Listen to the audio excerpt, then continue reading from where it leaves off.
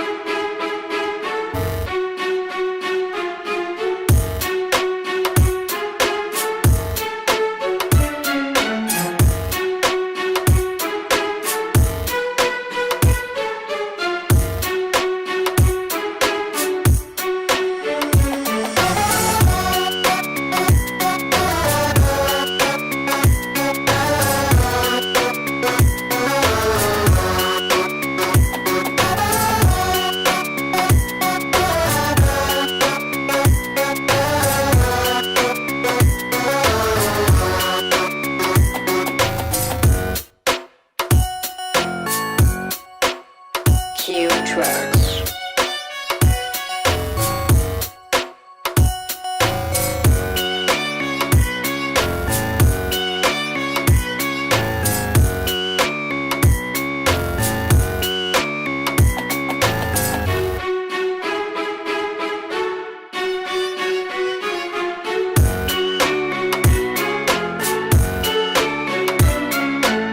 انا شخصيا حاسس ان انتوا الناس اتغيرت السنه دي بالذات في الفعاليات بتاعت السيفتي.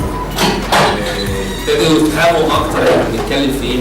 اللي انتوا بتعملوه النهارده بيورينا ان قد ايه انتوا فهمتوا اللي احنا عايزين نقوله وابتديتوا تتفاعلوا بيه وابتديتوا تطبقوه وتنفذوه، ودي في حد ذاتها ده نجاح للشركه ولاداره الشركه بغض النظر عن اي حاجه ثانيه تخص الشغل.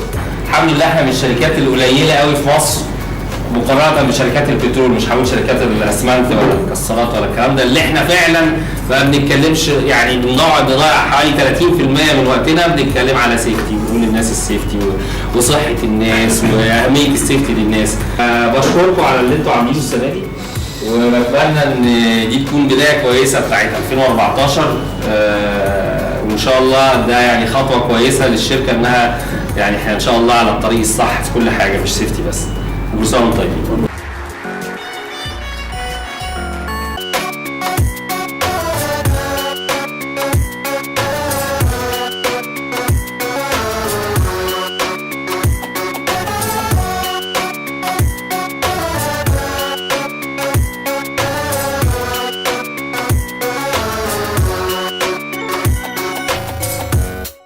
إدارة الشركة بتبقى مبسوطة جدا إن اليوم بيعدي على الناس، كل واحد اللي هينام في الموقع بينام بسلام، اللي روح بيته روح بسلام.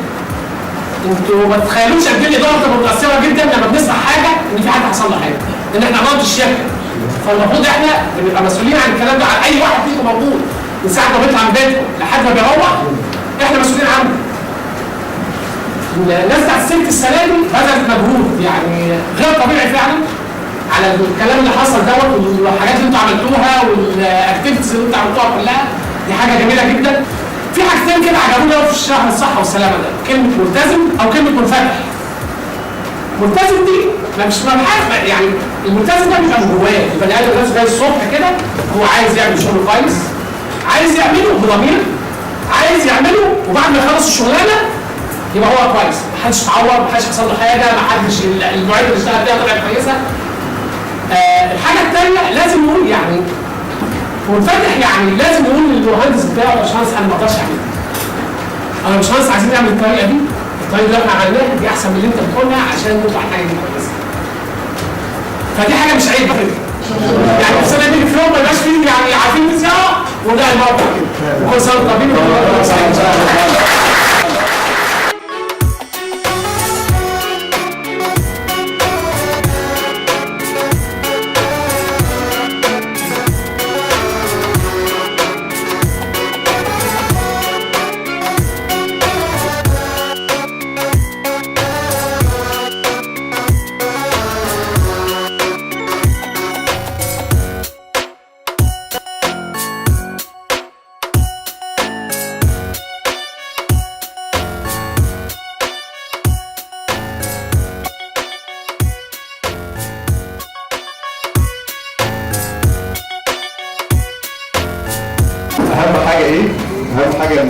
تكتيكه، يرجع بيته لمراته وعياله، يرجع بصحة جيدة، يرجع كده يعني مطمنين عليه، يبقى بقوته، يبقى عارف يصرف عليه ويبقى عارف يشتغل، يبقى عارف مش عايزين حد هنا صباعه حتى يتعوض، عايزين نحافظ على الناس اللي شغاله معانا.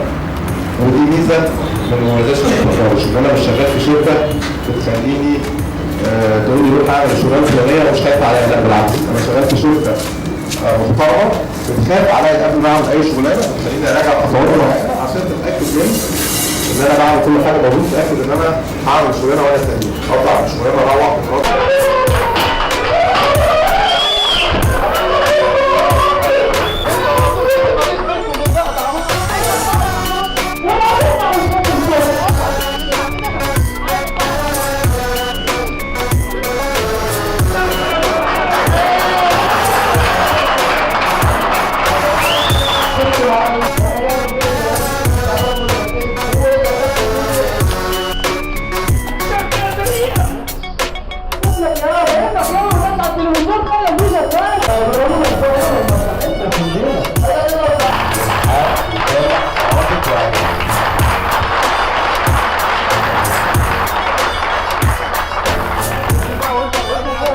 ايه الحاجات اللي انت كلحام عرفتها من الست؟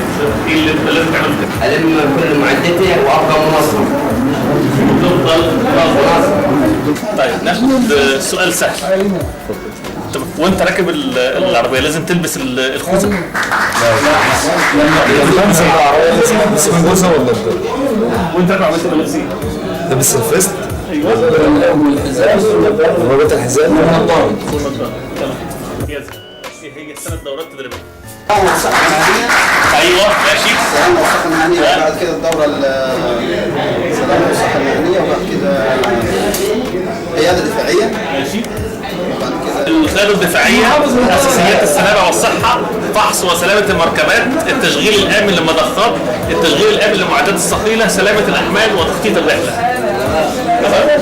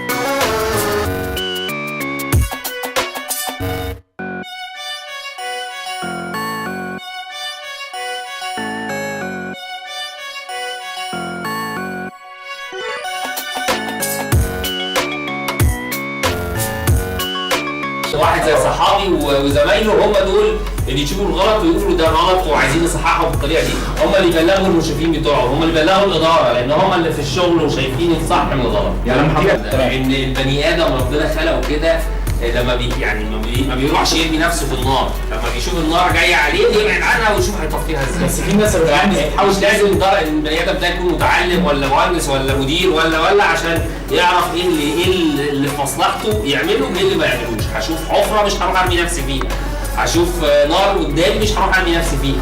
عشان كده بقول لا هي تعليم ولا هي حاجه، بالفطره كده ربنا خلقنا كده.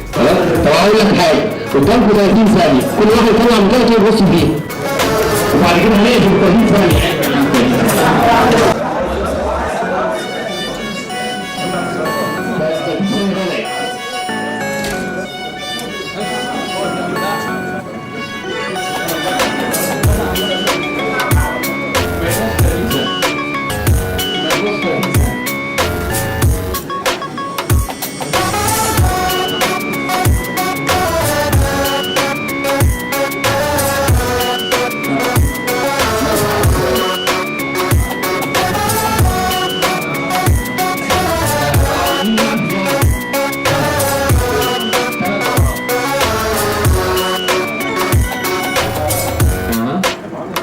فحص المركبة، دورة الصحة والسلامة اللي هي التعب والإرهاق،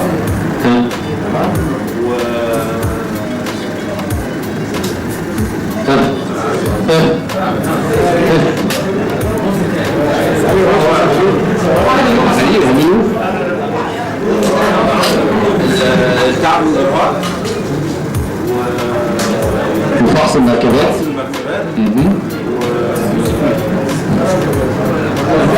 10 9 8 7 تشغيل ايه؟ لا مش اسمها تشغيل المركبة. تشغيل ايه؟ ما هو ده الاستاذ سؤال يعني فتحت البطاقة، طب اديت فرصة لحد تاني. اتفضل يا عم. اساسيات الصحه والسلامه في لافرش. القياده الدفاعيه بتاعت لافرش. انت بقى كانت ايه؟ فرصة ايه بقى؟ علاء سويد. علاء. او من حي علاء بقى عشان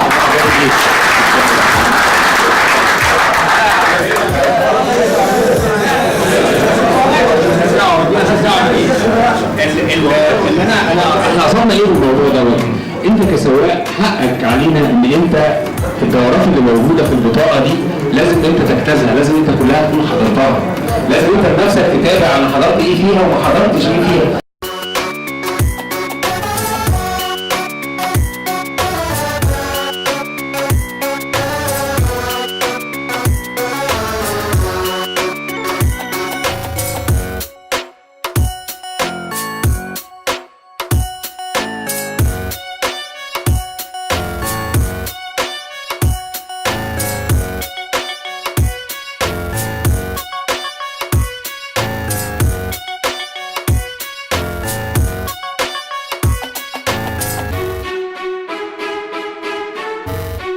يبقى في عندي طاقات مخزنه، مثلا ممكن يكون عندي شغلانه في الكسور، دي عندي يعتبر دي نوع من انواع الطاقه الكامله اللي عندي، مش طاقه يعني دي يعتبر هي حضرتك من الطاقه الكامله.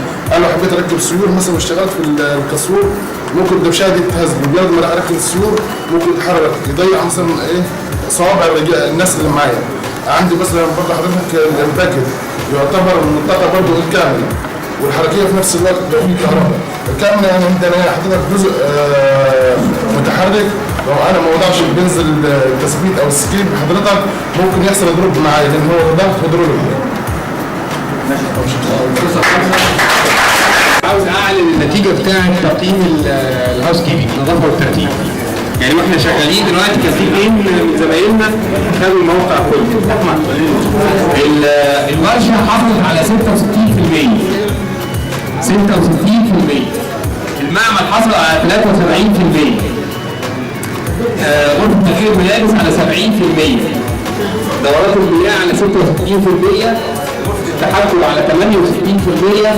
المخازن على 75%. المحطة 51%. معدات الخرسانة أو العربيات 65%. غرفة المولدات 72.5%. المكاتب الإدارية يمكن دي أعلى حاجة. مين المسؤول عن ضبط المكاتب الإدارية؟ أحمد رجب. بس يعني أحمد رجب بس وعم سمين. المكاتب الإدارية حصلت على 86% ودي أعلى نتيجة في الموقع. المعمل المركزي حصل على 96%.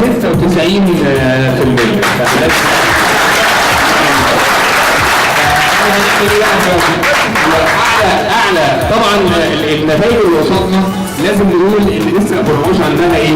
عندها فرصه انها تتزود عن كده وتحسن عن كده بكتير بكتير. ها؟ يعني فهو كده مجهود مشكور. فاحنا احمد اللي هو المكاتب الاداريه قيمه وسمير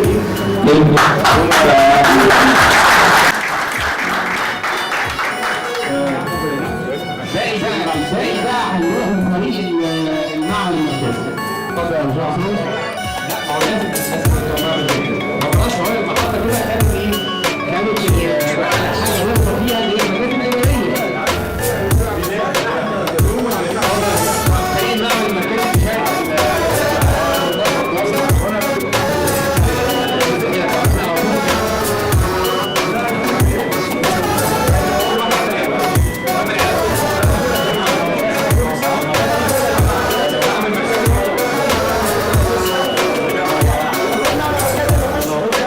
السيفتي عامة هو يعني أمان لأي شخص شغال في الشركة. طبعا الواحد يعني بيقفل الكوتش بتاعه على العزم بصراحة. أنا بشتغل وأنا مطمئن إن محدش هيشغل عليا، فبعمل شغلتي مرة واحدة بعملها صح وأنا مطمئن ومفيش جلد مفيش جلد حد شغال عليها. طب عملنا مرة واحدة عملنا صح فبتدي شغل فيما بعد شغل جديد. السؤال الثاني، ايه اللي يحصل لو اخدت اكبر عدد من الاختام الخضراء؟ مكافأة مالية ولا صاج مثالي ولا جايزة؟ عدد من الاختام الخضراء. ناخد صار مثال. صاج مثالي. تمام.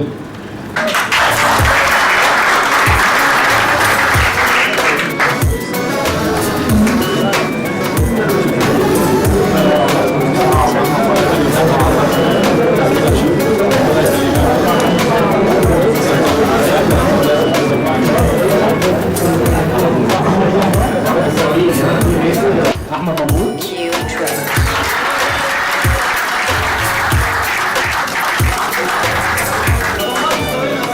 الصناعين كلها بتشتغل ان هي تتكرر، بس طبعا احنا مش هنقدر نجاوبكم كلكم، فبالنيابه عنكم هيبقى مصطفى شرط المثالي اتفضل.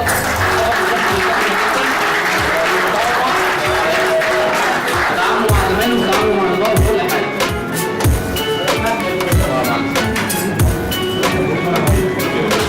تنظيم منافسه بين مصطفى وعلامات جهالفي.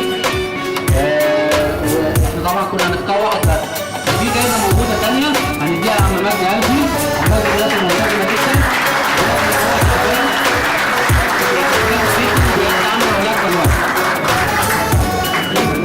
احنا بنشوف كلكم والناس اللي ما اتطورتش الناس كلها بتلاقي التدريب ومحدش يزعل. المفروض المحطه كلها تتطور لان المحطه ما هواش من احسن المحطات اللي عاملين فيها. الناس اللي موجوده فيها قلبها على الشغل الناس كلها كويسه. فالناس اللي ما اتطورتش النهارده ان شاء الله يتطوروا في مكان تاني. اخر حاجة يا مايكل لو سمحت عايزين نعرف ايه هو التقييم؟ التقييم ان انا اعرف وصلت لدرجه قد ايه الدرجه انا ملتزم وقد ايه الدرجه انا منفتح ووصلت لدرجه قد ايه انا ملتزم عشان الشركه تقدر توصل لنقط معينه احنا وصلنا لحد فين من الصفر. ايه اللي ناقصنا واللي ممكن نقدر نعمله.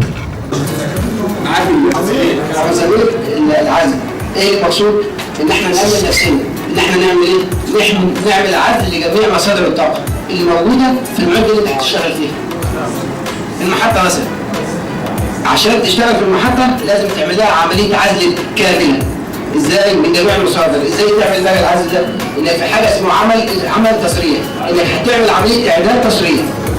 التصريح ده اللي انت هتعمله ومعاك مشرف ومعاك اللي هم هيقوموا بالعمل ده. ازاي تقول لهم ان انا هنعمل دلوقتي عاوز نعمل تصريح؟ ليه يا عم؟ عشان عاوز نعمل مهمه كذا كذا كذا.